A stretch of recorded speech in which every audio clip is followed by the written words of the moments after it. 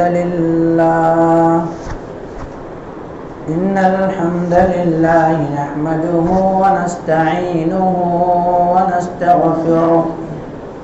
ونعوذ بالله من شرور أنفسنا ومن سيئات أعمالنا من يهده الله فلا مضل له ومن يضلله فلا هادي له وأشهد أن لا إله إلا الله وأشهد أن محمدا عبده ورسوله يا أيها الذين آمنوا اتقوا الله حق تقاته ولا تموتن إلا وأنتم مسلمون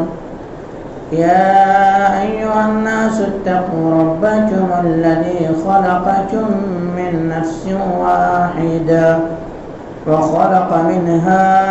زوجها وبث منهما رجالا كثيرا ونساء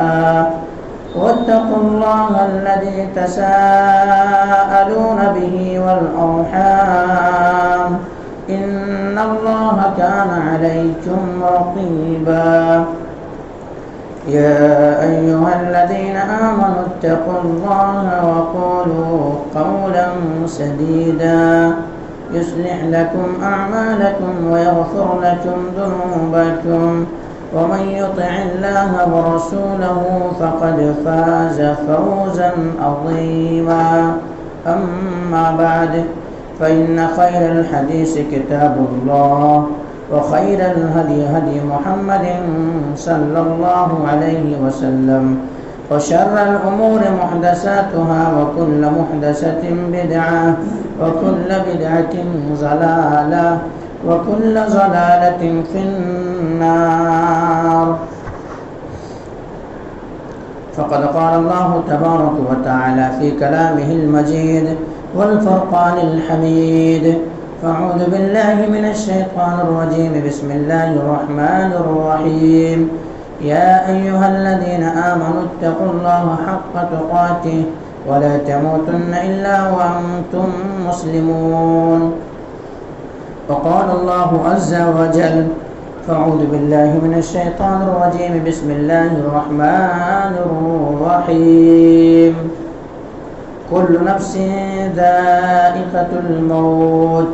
وإنما توفون أجوركم يوم القيامة فمن زحزح عن النار وأدخل الجنة فقد فاز وما الحياة الدنيا إلا متاع الغرور قال رب اشرح لي صدري ويسر لي أمري واحلل عقدة من لساني يفقهوا قولي رب زدني علما رب زدني علما اللهم رب زدني علما سبحانك لا علم لنا إلا ما علمتنا إنك أنت العليم الحكيم لا يكلف الله نفسا إلا وسعها لها ما كسبت وعليها ما اكتسبت ربنا لا تؤاخذنا إن نسينا أو أخطأنا ربنا ولا تحمل علينا إسرا كما حملته على الذين من قبلنا ربنا ولا تحملنا ما لا طاقة لنا به واعف عنا واغفر لنا وارحمنا أنت مولانا فانصرنا على القوم الكافرين محترم حاضرین جمعہ، دینی اور ملی بھائیوں، عزیز بچوں، پردہ نشین خواتین اسلام، میری معزز اسلامی ماں و بہنیں، تمام تعریف حمد و ثنا کبریائی و بڑائی اس وحدہ لا شریک خالق کائنات مالک ارض و سما کے لیے ہے، جس نے ہم بنین و انسانوں کو اس روئے زمین کے اندر مبعوث کیا، اس روئے زمین کے اندر پیدا فرمایا، اور پیدا فرمانے کے بعد اللہ سبحانہ و تعالیٰ یوں ہی ہمیں بلا چوچو چرا بھٹکتا ہوا راہ پر نہیں چھوڑا، بلکہ ہماری رہبری کے لیے، ہمارے رشد و ہدایت کی خاطر 1,00,000 کم و بیش 24,000 انبیاء کرام کو اس روئے زمین کے اندر مبعوث کیا، اس روئے زمین کے اندر بھیجا، تمام کے تمام نبیوں کے اوپر درود ہو اور تمام کے تمام رسولوں کے اوپر بھی، خصوصاً بالخصوص میرے اور آپ کا آقا جناب محمد کریم صلی اللہ علیہ وسلم پر اللہم صلی علی محمد وعلی آل محمد کما صلیت علی ابراہیم وعلی آل ابراہیم انک حمید مجید۔ اللهم بارك على محمد وعلى آل محمد كما باركت على ابراہیم وعلى آل ابراہیم انك حمید مجید۔ محترم حاضرین کرام، میں نے آپ حضرت کے سامنے خطبہ مسنونہ کے بعد قرآن مقدس سے 2 آیت تلاوت کی ہے۔ دونوں آیتیں جو ہے سورہ آل عمران سے ہیں۔ اس مناسبت سے آج میں حضرات کے سامنے بیان کروں گا موت کو یاد رکھنے کے فوائد کیا کیا ہے۔ ایک انسان اگر موت کو یاد رکھتا ہے تو انہیں کیا کیا فائدہ حاصل ہونا ہے، کیا کیا چیز انہیں مہیا ہوگا۔ آج انسان کو سب کچھ یاد ہے لیکن موت یاد نہیں ہے، حالانکہ آئے دن جنازے کے پیچھے چل رہا ہے، جنازے کو کندھا دے رہا ہے، قبرستان پہنچ رہا ہے، حادثات سن رہا ہے، ہر چیز سن رہا ہے، لیکن ان کے باوجود بھی آج کیا ہے، مسلمانوں کو، آج لوگوں کو کیا ہے، موت یاد نہیں ہے۔ حالانکہ اگر ایک انسان موت کو یاد رکھتا ہے تو کتنے سارے فائدے ہیں، کیا کیا فائدہ حاصل ہو سکتا ہے، کیا کیا نیکی وہ کر سکتا ہے، اس کے تعلق سے میں آپ سے حضرات کے سامنے گفتگو کروں گا۔ اللہ تبارک و تعالی نے فرمایا ہے کل نفس ذائقۃ الموت، ہر نفس کو، چاہے امیر ہو، غریب ہو، بادشاہ ہو، فقیر ہو، مالدار ہو، کوئی بھی ہو، بچہ ہو، بوڑھا ہو، عورت ہو، کوئی بھی ہو قرضے کے دنیا کے اندر جو بھی آیا ہے سب کو مرنا ہے، سب کو ختم ہونا ہے۔ کل من علیہا فان، ہر چیز فنا ہونے والی ہے، ہر چیز ختم ہونے والی ہے۔ اگر کوئی ذات باقی رہنے والی ذات ہے تو وہ اللہ رب العالمین کی ذات ہے، ورنہ دنیا کے اندر جتنے سارے مخلوق آئے ہیں سب کو مرنا ہے، سب کو مرنا ہے۔ چاہے ایک انسان کو 1000 سال زندگی مل جائے، 1,00,000 سال زندگی مل جائے، چاہے جتنوں بھی زندگی مل جائے، کیا ہے، اس انسان کو ایک نہ ایک دن یہ دنیا چھوڑنا ہے۔ یہ ہمیشگی والی یہ دنیا نہیں ہے، بلکہ یہ دنیا جو ہے دارالعمل ہے، اور وہاں پہ دارالجزا یعنی آخرت کے اندر انہیں ملنا ہے۔ تو اللہ نے وہی فرمایا ہے کل نفس ذائقۃ الموت، ہر نفس کو، ہر جان کو موت کا مزہ چکھنا ہے۔ وَإِنَّمَا تُوَفَّوْنَ أُجُورَكُمْ يَوْمَ الْقِيَامَةِ فَمَنْ زُحْزِحَ عَنِ النَّارِ وَأُدْخِلَ الْجَنَّةَ فَقَدْ فَازَ وَمَا الْحَيَاةُ الدُّنْيَا إِلَّا مَتَاعُ الْغُرُورِ، اور انہیں قیامت کے دن پورے کے پورے بدلہ دیا جائے گا۔ جو جہنم کے آگ سے بچا لیے گیا اور جو جنت کے اندر جن کا داخلہ مل گیا، فقد فاز، وہ کامیاب ہو گیا۔ وَمَا الْحَيَاةُ الدُّنْيَا إِلَّا مَتَاعُ الْغُرُورِ، اور یہ دنیا کی زندگی جو دھوکے کا جنس ہے، دھوکے کا سامان ہے، یہ دنیا کی زندگی کی کوئی حقیقت نہیں ہے، یہ دھوکہ ہے ایک انسان کے لیے، دھوکہ ہے۔ تو آئیے ایک انسان اگر موت کو یاد رکھتا ہے تو کیا کیا انہیں حاصل ہونا ہے۔ اللہ تبارک و تعالیٰ کہیں پہ فرماتا ہے یا ایھا الآمنوا اتقوا اللہ، اے وہ لوگوں جو ایمان لائے ہو۔ اللہ تبارک و تعالیٰ مومنوں سے، مسلمانوں سے مخاطب ہے، اللہ رب العالمین کے نبی کے کلمہ پڑھنے والے انسانوں سے مخاطب ہے، اور کہہ رہا یا ایھا الذین آمنوا اتقوا اللہ، اے وہ لوگوں جو ایمان لائے ہو، حق تقاتہ، اللہ رب العالمین سے ویسے ہی ڈرو جیسے کہ ڈرنے کا حق ہے۔ وَلَا تَمُوتُنَّ إِلَّا وَأَنْتُمْ مُسْلِمُونَ، اور تمہیں موت نہ آئے مگر اس حالت میں کہ تم مسلمان ہو، اس حالت میں آئے تمہیں موت تم مسلمان ہو۔ تو موت کو اگر ایک انسان یاد رکھتا ہے تو انہیں 3 فائدہ ہے، 3 فائدہ۔ اگر موت کو ہمیشہ یاد رکھتا ہے تو وہ انسان اگر گناہ کا کام کرتا ہے، پاپ کا کام کرتا ہے، معصیت کا کام کرتا ہے، نافرمانی کا کام کرتا ہے، اللہ کو ناراض کرنے کا کام کرتا ہے، تو پھر کیا کرتا ہے وہ انسان فوراً توبہ و طائف ہو جاتا ہے، فوراً وہ انسان کیا کرتا ہے توبہ کی طرف پلٹ آتا ہے، کیونکہ اس انسان کے ذہن و دماغ کے اندر یہ چیز مچلتا ہے، ذہن و دماغ کے اندر یہ گردش کرتا ہے، ذہن و دماغ کے اندر یہ سوچتا ہے کہ میں نے گناہ کا کام کیا ہے، پاپ کا کام کیا ہے، معصیت کا کام کیا ہے، نافرمانی کا کام کیا ہے، اور اگر اسی حالت میں ہمیں موت آ جائے، اسی حالت میں ہمیں رب سے ملاقات کرنا پڑے، اسی حالت میں فرشتے ہمارے پاس آ جائیں، پھر میں اللہ رب العالمین کے سامنے کھڑا ہونا ہے، رب تبارک و تعالیٰ کے سامنے جواب دینا ہے، تو وہ انسان کیا کرے گا؟ اگر گناہ کرے گا، موت کو یاد رکھنے والا، مرنا تو سب کو ہے، موت کو یاد رکھنے والا انسان کیا کرے گا؟ جب معصیت اور گناہ اور پاپ کا کام کرے گا تو فوراً اللہ رب العالمین کی جانب لوٹ کر کے آئے گا، معافی تلافی کرے گا، توبہ و طائف ہوگا، اور کہے گا مولا کریم ہم سے یہ گناہ کا صدور ہو گیا، ہم سے یہ گناہ سرزد ہو گئی، اللہ تبارک و تعالیٰ تو ہمیں معاف کر دے، تو ہمیں درگزر فرما دے۔ کیسے؟ آئیے میں بتاؤں آپ کو کس طرح سے ایک مومن جب گناہ کا کام کرتا ہے، پاک اور معصیت کا کام کرتا ہے تو ان کے ذہن و دماغ کے اندر وہی مچلتا رہتا ہے کہ رب ہم سے کیسے ناراض ہو گیا ہے، میں رب کو کیسے راضی کر لوں۔ صحابہ کرام کی زندگیوں سے آئیے میں بتاؤں آپ کو۔ اللہ کے نبی جناب محمد کریم صلی اللہ علیہ وسلم کے ایک صحابی، اللہ کے نبی جناب محمد کریم صلی اللہ علیہ وسلم کی خدمت میں حاضر ہوتے ہیں، اور حاضر خدمت ہونے کے بعد کہتے ہیں اللہ کے نبی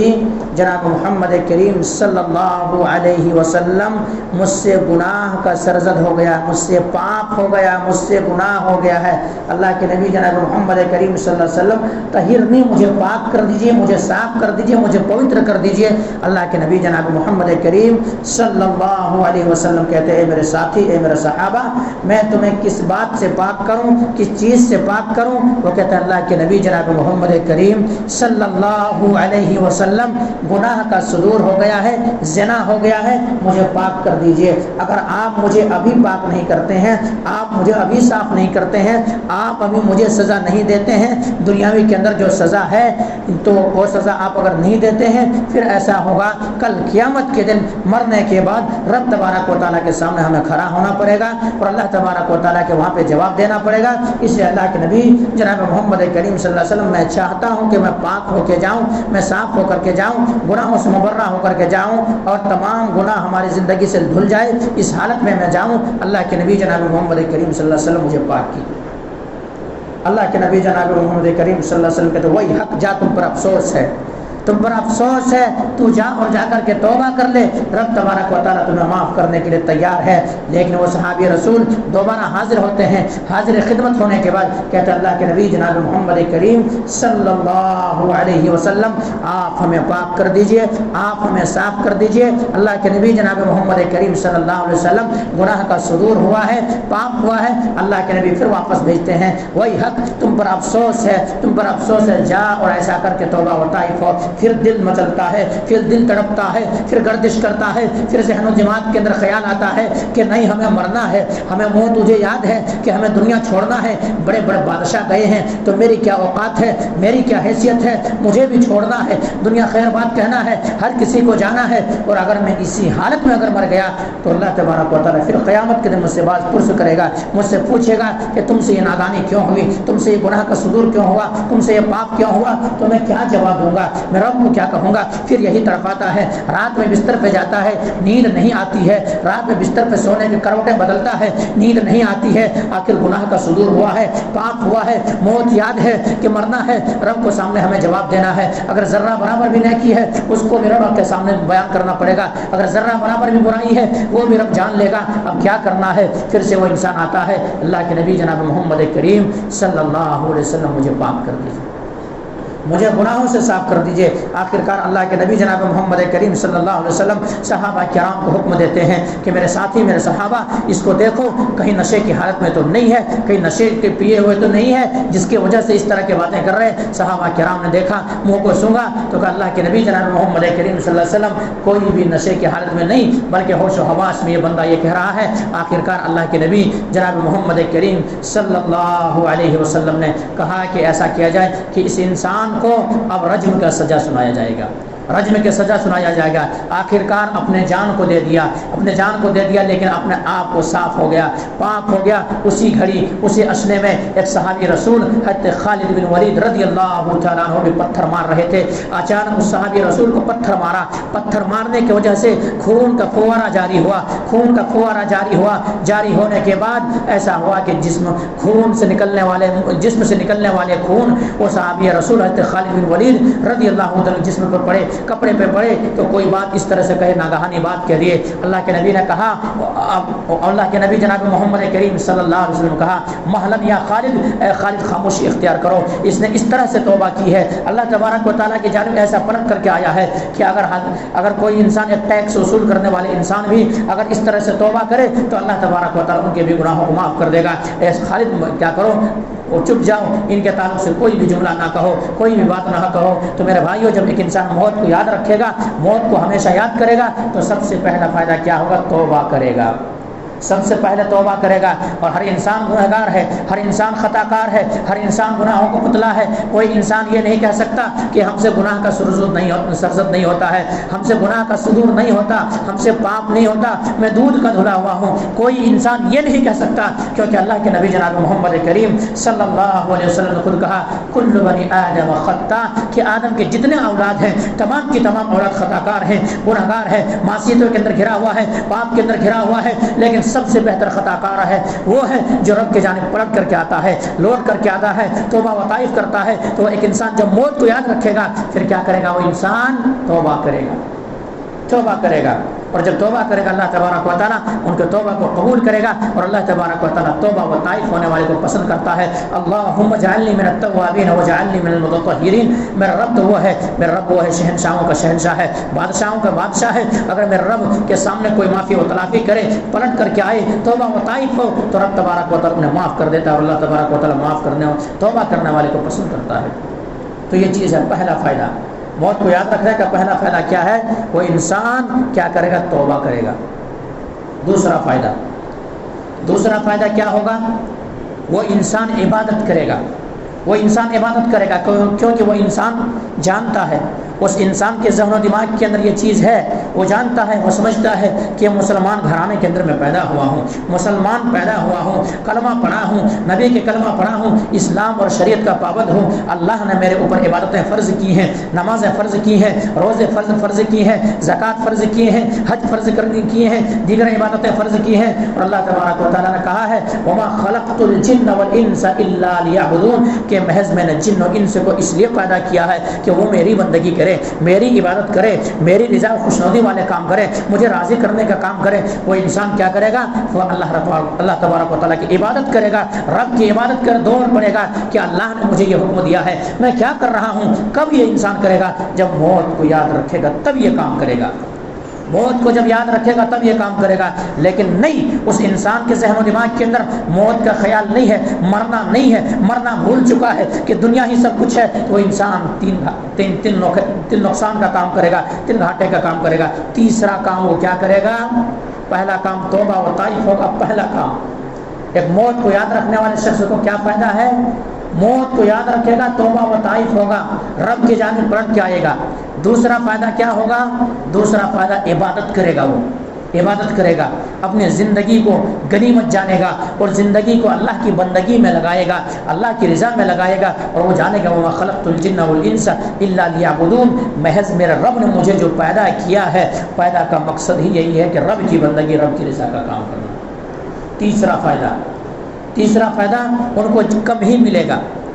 قد و کاوش کرے گا، محنت کرے گا، کچھ بھی مل جائے اسی پر صبر کرے گا اور کہے گا چلو یہ دنیا کی زندگی تو چند دن کی ہے، یہ زندگی کاٹ لیتے ہیں، اخروی زندگی ہمیں ملنا ہے، آخرت کی زندگی ہمیں ملنا ہے، آخرت میں بنا لیتا ہوں، کوشش کرتا ہوں، قد و کاوش کرتا ہوں. تو یہ تین چیزیں ان کو یاد، جب موت یاد ہوگی تین فائدے ہوں گے. جلدی اگر گناہ بھی کرے گا تو توبہ کر لے گا. عبادتوں کے اندر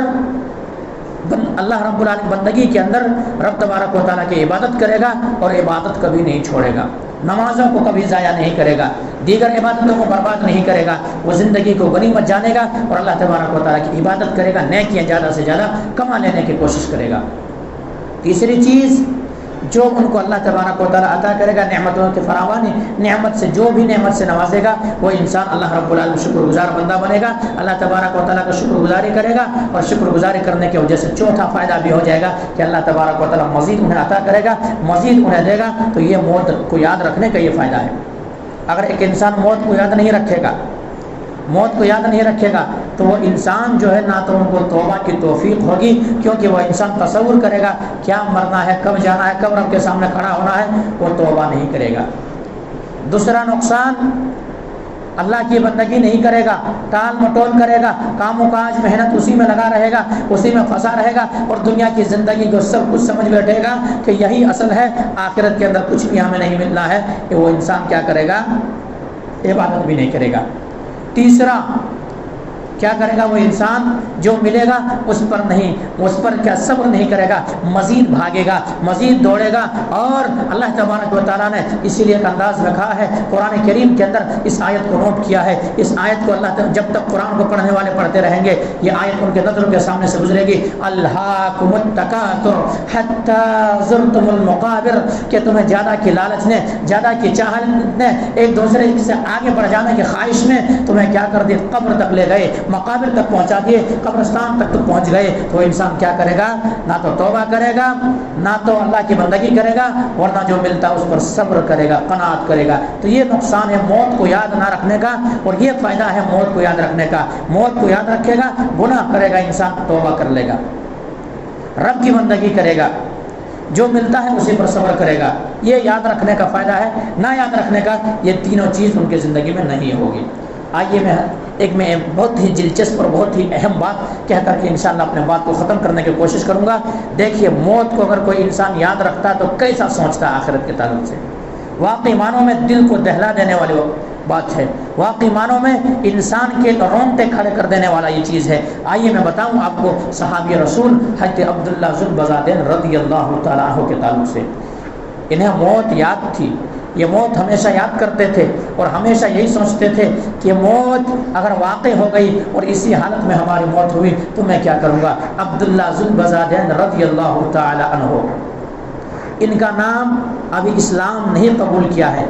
ابھی نبی کریم صلی اللہ علیہ وسلم کی خدمت میں نہیں پہنچے ہیں، ابھی نبی کریم صلی اللہ علیہ وسلم کے کلمے کے اقرار نہیں کیے ہیں۔ ابھی یہ انسان دل ہی دل میں اسلام لے کر کے دل ہی دل میں سوچ رہا کہ میں کسی بھی طرح سے اللہ کے نبی جناب محمد کریم صلی اللہ علیہ وسلم کی خدمت میں پہنچوں گا، اسلام قبول کر لوں گا، کلمہ شہادتین کا اقرار کر لوں گا۔ لیکن اتفاق ایسا ہوتا ہے چچا بھی اسلام ابھی قبول نہیں کیے ہیں، یہ منتظر ہیں کہ میرے ام محترم، میرے چچا محترم بھی اسلام جب قبول کریں گے دونوں مل کر کے ساتھ میں جاؤں گا نبی کے سامنے، اپنے دست مبارک کو پھیلا دوں گا اور کہوں گا اللہ کے نبی جناب محمد کریم صلی اللہ علیہ وسلم آپ ہم سے بیعت لیجئے، آپ کلمہ پڑھائیے، میں اسلام میں آنا چاہتا ہوں، مذہب اسلام کو اپنانا چاہتا ہوں، میں وہ دین لات و عزا کی عبادت اب نہیں کرنا چاہتا اور قبر اور ان دیگر بتوں کی عبادت نہیں کرنا چاہتا، 360 بتوں کو اب بیزار ہو گیا ہوں، ان چیزوں کی عبادت اب نہیں کرنا چاہتا، بندگی نہیں کرنا چاہتا۔ اللہ کے نبی جناب محمد کریم صلی اللہ علیہ وسلم آپ کی خدمت میں پہنچا ہوں،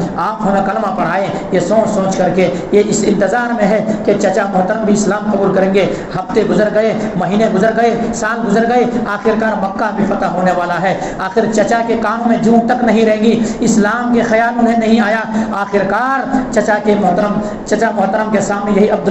العزا پہنچتے ہیں اور پہنچنے کے بعد کہتے ہیں امی محترم، چچا محترم، آپ کا اسلام لانے کا میں انتظار کر رہا تھا، آپ اسلام لائیں گے، میں اس بات کا منتظر تھا، انتظار کر رہا تھا، میں آرزومند تھا، میں خواہش رکھتا تھا کہ آپ جو مذہب اسلام کو اپنا لیں، لیکن چچا آپ کو تو جون تک نہیں رہ رہی ہے، آپ کے اندر خیال تک پیدا نہیں ہو رہی ہے، آپ پتہ نہیں اسلام قبول کریں گے یا نہیں کریں گے۔ لیکن چچا جان مجھے اب اپنے زندگی پر بھروسہ نہیں ہے، پتہ نہیں کب فرشتے آ جائے اور کب سے ان شریر سے جان پرواز کر جائے، روح نکل جائے، اس لیے چچا محترم اب ایسا کرتے ہیں کہ میں اسلام قبول کرنا چاہتا ہوں۔ چچا دھمکی دیتے ہیں کہ عبد العزا کیا تمہیں پتہ ہے، تمہیں علم ہے، جس کے پرورش میں تم بڑے ہو، تم یتیم تھے، تمہارے کوئی سہارا نہیں تھا، میں سہارا بنا، جو مال و دولت میں تمہیں دیا، یہ جوتے جو پہن رکھے میں نے تمہیں عطا کی، یہ تہمت جو اوڑھ رکھا میں نے تمہیں عطا کی، یہ گھر کے اندر جس سے تم اپنا سر چھپاتے ہو یہ میں نے تمہیں عطا کیا ہے۔ آخر کار تم اسلام قبول کرو گے، مذہب اسلام پر آؤ گے تو میں تمہارے تمام دولت کو چھین لوں گا، مال و دولت کو چھین لوں گا، یہاں تک کہ کپڑے تک کو میں چھین لوں گا۔ اللہ اکبر۔ کچھ دیر تک سوچتے ہیں اور کہتے ہیں کہ تمام چیزیں چھن جائے گی، لیکن پھر بھی اس کے ذہن و دماغ کے اندر یہ کام کرتا ہے کہ آخرکار اگر ابھی زندگی میں اگر یہ چیز چھوڑ دے تو کیا بڑی بات ہے، آخرکار ہمیں مرنا ہے، رب تبارک و تعالیٰ کی طرف جانا ہے، ہمیں موت آنی ہے، اور موت جب آئے گی ظاہر سی بات ہے یہ دولت چھن جائیں گے، یہ مال چھن جائیں گے، یہ اسباب چھن جائیں گے، یہ گھر و دیوار چھن جائیں گے، یہ دکان چھن جائیں گے، تمام ساری چیزیں چھن جائیں گی۔ اس لیے ایسا کرتا ہوں اسلام کی محبت میں یہ قربانیاں پیش کرتا ہوں، یہ تمام چیزیں چھوڑ دیتا ہوں، تمام چیز قربان کر دیتا ہوں۔ کہتا چچا محترم کوئی بات نہیں ہے، آپ نے مجھے پالا تھا، آپ نے پرورش کی تھی، کوئی مسئلہ نہیں ہے، لیکن اسلام سے بڑھ کے یہ دولت تو نہیں ہو سکتا ہے، اسلام سے بڑھ کر کے یہ کوٹھیاں تو نہیں ہو سکتا ہے، اسلام سے بڑھ کر کے تمام ساری چیزیں تو نہیں ہو سکتا ہے، اسلام کو میں اپنانا چاہوں گا چاہے آپ کچھ بھی کر لیں۔ کہتے ہیں عبدالعزیٰ ہوش میں آؤ، کیا تمہیں کیا ہو گیا ہے، آخر کیا بہکی باتیں کرتے ہو؟ کہتے ہیں امی محترم، چچا محترم، میں بہکی باتیں نہیں کر رہا ہوں، میں سوچ کر کے آیا ہوں، سمجھ کر کے آیا ہوں، عقل مندی اور دانش مندی کی بات کر رہا ہوں۔ چچا جان میں اسلام قبول کرنا چاہتا ہوں، اسلام قبول کرنا چاہتا ہوں۔ آخر کار وہی چچا جو اونٹ ان کو دیے تھے اونٹ چھین لیتے ہیں، جو پیسے ان کو دیے تھے پیسے چھین لیتے ہیں، جو جوتے یہ پہن رکھے تھے جوتے چھین لیتے ہیں۔ آخرکار مورخین نے لکھا میرے بھائی، سیرت نگاروں نے لکھا میرے بھائی، آخرکار جسم کے اندر جو ایک کپڑا پہنا ہوا تھا، جسم کے اندر جو ایک کپڑا پہنا ہوا تھا، تہبت کے شکل میں اس چیز کو بھی چھین لیتا ہے کہ یہ بھی تمہاری نہیں ہے، وہ چیز بھی آخرکار اتار دیتا ہے۔ برہنہ ننگے ہو جاتے ہیں، جوتے اتر جاتی ہے، چادر چھوڑ دیتے ہیں، دکان چھوڑ دیتے ہیں، مال چھوڑ دیتے ہیں، سب کچھ قربان کر دیتے ہیں، یہاں تک کہ جسم کے اندر ایک کپڑا ہے اس کپڑے کو بھی اتار دیتے ہیں۔ اتار دینے کے بعد اب یہ جوان ہے اور اماں کی خدمت میں پہنچتے ہیں۔ یہ صحابی رسول عبدالعزیٰ پہنچتے ہیں کہ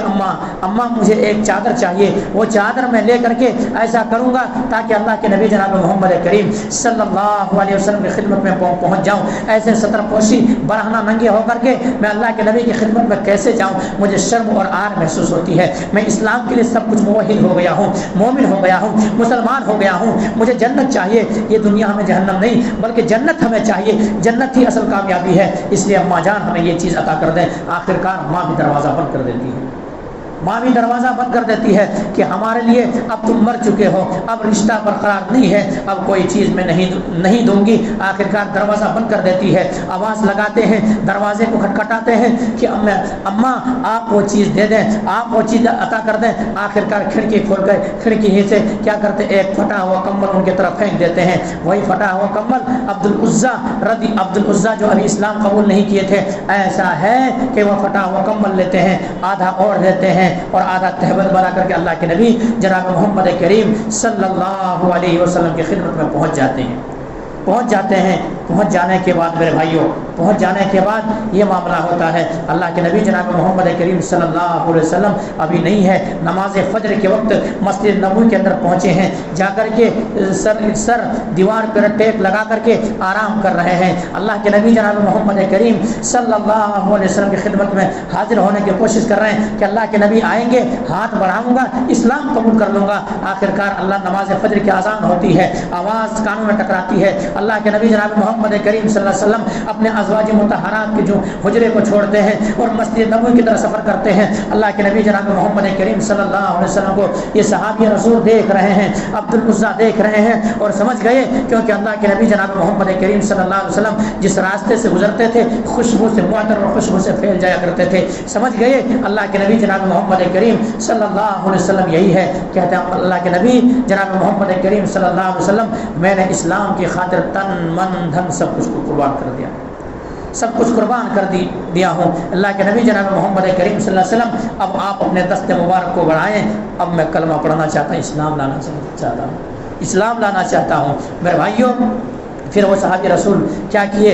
ہاتھ بڑھائے، اسلام قبول کیے، نام پوچھے کہ تمہارا نام کیا ہے، بتایا میرا نام عبدالعزیٰ ہے۔ کہا دیکھیے عزیٰ کا بندہ کوئی نہیں ہو سکتا ہے، لات و منات کا بندہ کوئی نہیں ہو سکتا ہے، اگر کوئی بندہ ہوگا تو اللہ کا بندہ ہوگا، اس لیے تم عبداللہ ہو، اور عبداللہ کے بعد تم عبداللہ ذوالبزادین ہو، یعنی تم اللہ کے بندے ہو۔ اللہ تبارک و تعالیٰ تمہیں رزق دیا ہے، اللہ تبارک و تعالیٰ ماں کے رزق کے اندر، ماں کے پیٹ کے اندر رزق پہنچایا ہے، تو وہ تیرا رب ہے، تو عبداللہ ہے، آج سے عبدالعزیٰ کے بجائے تیرا نام عبداللہ ہے۔ اور دو چادر کو پھاڑ کے اور لینے کی وجہ سے اللہ کے نبی جناب محمد کریم صلی اللہ علیہ وسلم نے ان کی کندیت کیا کہ عبداللہ ذوالبزادین رکھ دیے۔ میرے بھائیوں، یہ تمام ساری چیزیں کیوں چھوڑے؟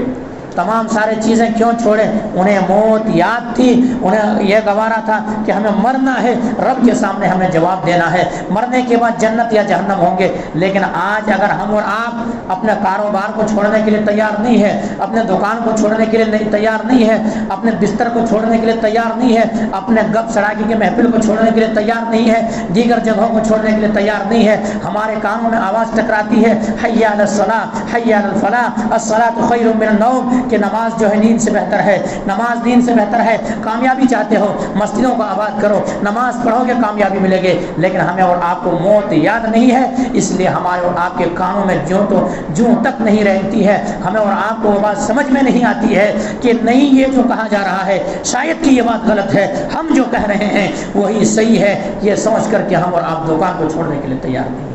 لیکن عبداللہ بن بزادین رضی اللہ تعالیٰ عنہ تمام مال و دولت، صاحب سلطنت، تمام کچھ قربان کر دینے کے لیے تیار ہو گئے۔ اللہ کے نبی جناب محمد کریم صلی اللہ علیہ وسلم خدمت میں پہنچ کر کے اسلام قبول کر لیتے ہیں۔ اسلام قبول کرنے کے بعد اصحاب صفہ میں یہی عبداللہ بن بزادین رضی اللہ تعالیٰ عنہ یہی وہاں رہنے لگتے ہیں اور قرآن کی تلاوت کرتے ہیں، قرآن پڑھتے ہیں، قرآن پڑھنا سیکھ جاتے ہیں۔ اب گھر کے اندر تمام چیز چھوڑ آئے ہیں، قرآن کو پڑھتا ہے، بھوک مٹ جاتے ہیں، بڑی تیز آواز میں قرآن پڑھتے ہیں۔ ایک دن حضرت عمر بن خطاب رضی اللہ تعالیٰ عنہ کہتے ہیں میرے دوست، میرے ساتھی، قرآن کو ذرا دھیمی آواز میں تلاوت کرو، آہستہ آواز میں تلاوت کرو، اگر زور سے تلاوت کرتے ہو دیگر نمازیوں کی خلل پیدا ہوتی ہے، یہ معاملہ ہے۔ لیکن اللہ کے نبی نے کہا کہ اے عمر اسے کچھ نہ کہو، اسے کچھ نہ کہو، یہ وہ صحابی رسول ہے جس نے اسلام کی خاطر، جنہوں نے اپنے ایمان بچانے کی خاطر تن من دھن سب کچھ قربان کر دیا ہے۔ اے عمر ان کو کچھ نہ کہو، ان کو قرآن پڑھنے دو۔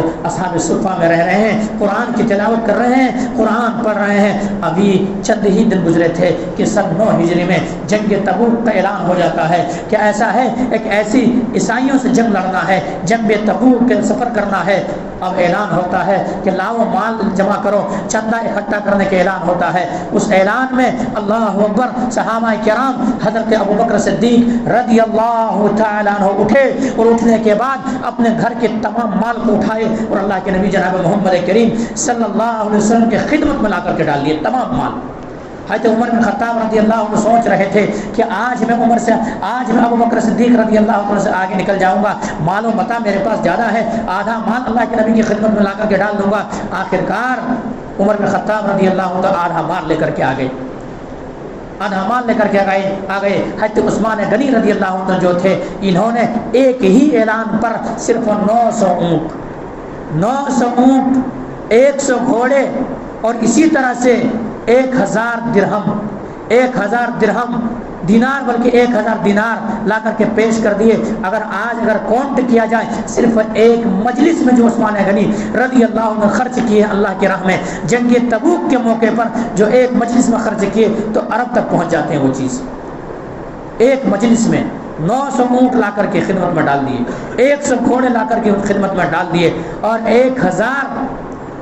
دینار لا کر کے اللہ کے نبی جناب محمد کریم صلی اللہ علیہ وسلم کی خدمت میں ڈال دیے۔ عبد الرحمن بن عوف رضی اللہ عنہ اٹھے اور اٹھنے کے بعد یہ 40,000 درہم اللہ کے نبی کی خدمت میں لا کر ڈال دیے۔ ایک صحابی رسول ہے حضرت عقیل رضی اللہ تعالیٰ عنہ، ان کے پاس کچھ بھی نہیں ہے، مال و متاع نہیں ہے، کوئی شے موجود نہیں ہے۔ وہ جا کر کے ان کے دل کے اندر ایک تڑپ سے پیدا ہو جاتی ہے کہ میں بھی کچھ اللہ کی راہ میں خرچ کروں، میں بھی کچھ اللہ کی راہ میں دوں۔ جا کر کے رات بھر ایک یہودی کی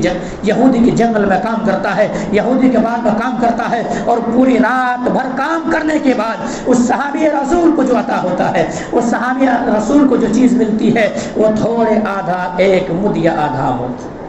ایک لب بھر یا آدھا وہ چیز انہیں کھجور عطا کی جاتی ہے، کھجور ملتا ہے، وہی اپنے گھر پہنچتے ہیں، آدھا بیوی بچوں کے لیے رکھ دیتے ہیں کہ میں جنگ کے لیے جا رہا ہوں، اسی میں زندگی بسر کرنا، اسی کو کھا لینا، اسی گٹھلی کو چوس لینا، زندگی بسر کرنا، میں جنگ کے لیے جا رہا ہوں، پھر دوبارہ آؤں گا یا نہیں آؤں گا پتہ نہیں، اس لیے تمہیں بھی ضرورت ہے، مجھے مال لے کر کے اللہ کے نبی کی خدمت میں پہنچنا ہے۔ آخرکار یہ جب لے کر کے اللہ کے نبی جناب محمد کریم صلی اللہ علیہ وسلم خدمت میں پہنچ رہے ہیں تو ایسا کیا ہے، منافقین مذاق اڑا رہے ہیں،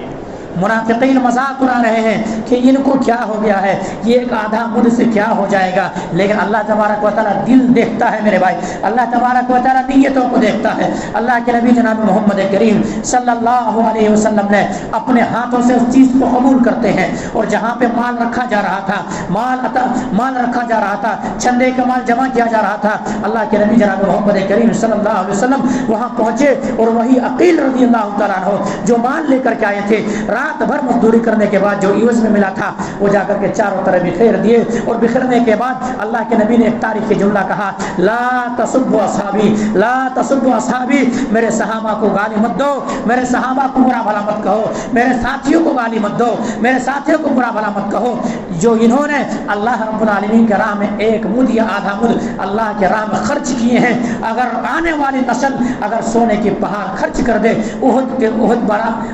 ایک گھاٹی ہے، احد ایک پہاڑ ہے، اس کے برابر اگر سونا خرچ کر دے تو صحابہ کرام کے درجات کو نہیں پا سکتے۔ یہ تھے صحابہ کرام۔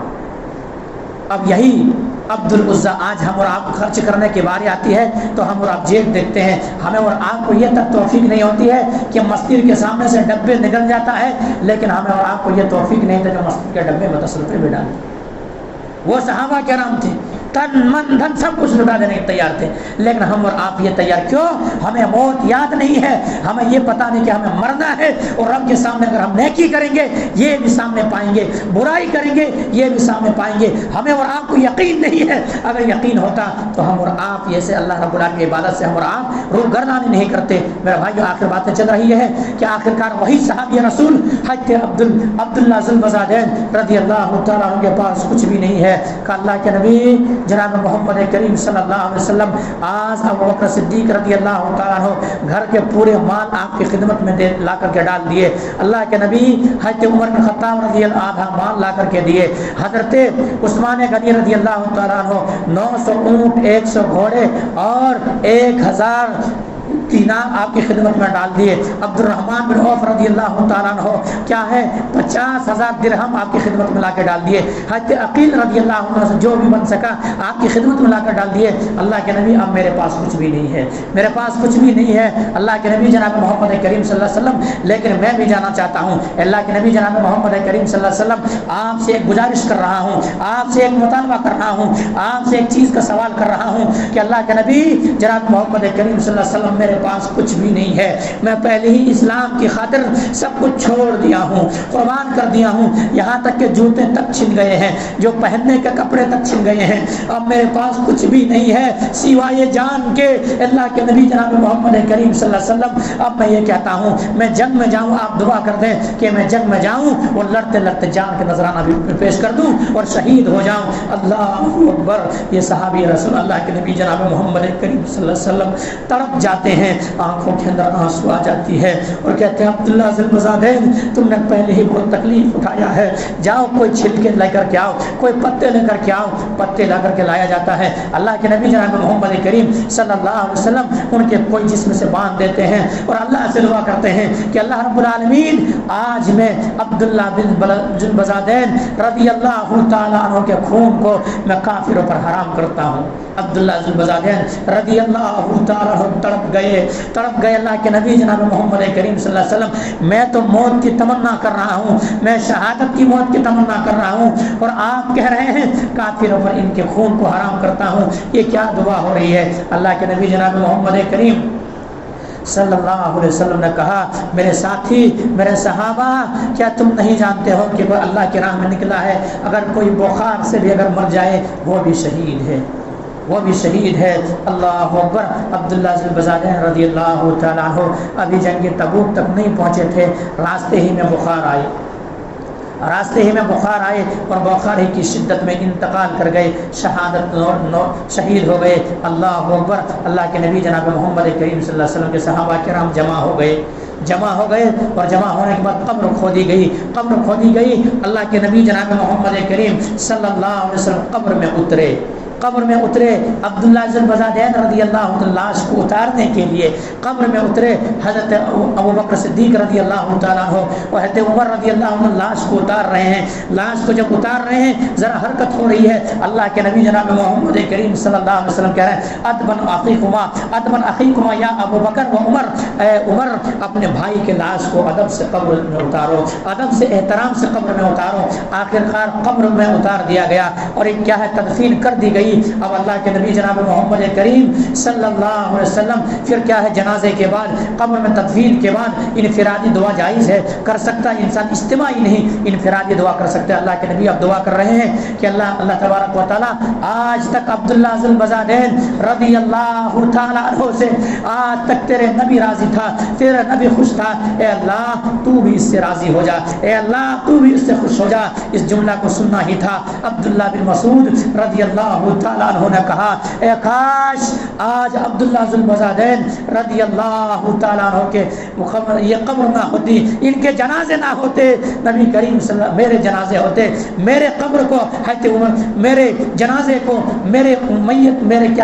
میت کو میرے لاش کو ابو بکر صدیق رضی اللہ عنہ اتار رہے ہوتے اور اللہ کے نبی میرے لیے یہ دعا دیے ہوتے۔ یہ صحابہ کرام ایسے سوچتے تھے۔ کیوں؟ صحابہ کرام کو ایمان سے محبت ہو گئی تھی، موت انہیں یاد تھی، اس لیے تمام ساری چیزیں یاد تھی۔ لیکن میرے بھائیوں آج ہم اور آپ آئے دن قبرستان پہنچتے ہیں، آئے دن سنتے ہیں موت لاحق ہوتی ہے، جنازے کے پیچھے جاتے ہیں، تدفین میں شامل ہوتے ہیں اور بے بس چھوڑ کر کے آتے ہیں، نومن مٹی میں دبا کر کے آتے ہیں، لیکن پھر بھی ہمیں اور آپ کو موت یاد نہیں ہے۔ اس لیے ہمارے آپ کی مسجدیں غیر آباد ہے، مسجدیں آباد نہیں ہے۔ اگر نمازیوں کی تعداد نہیں ہے وجہ یہی ہے کہ ہمیں اور آپ کو موت یاد نہیں ہے۔ اگر موت یاد ہوتے تو آپ کو بستر پہ کبھی نیند نہیں آتی، آپ کے بستر پہ کروٹیں لیتے ہوئے بدل دیتے، نیند کے قربان کر دیتے، لیکن آپ کو نیند نہیں آتی۔ اللہ نے یہی کہا ہے تتجافى جنوبهم عن المضاجع يدعون ربهم خوفا وطمعا، کہ اللہ کا جسے اللہ کا ڈر ہے جن کے سینے کے اندر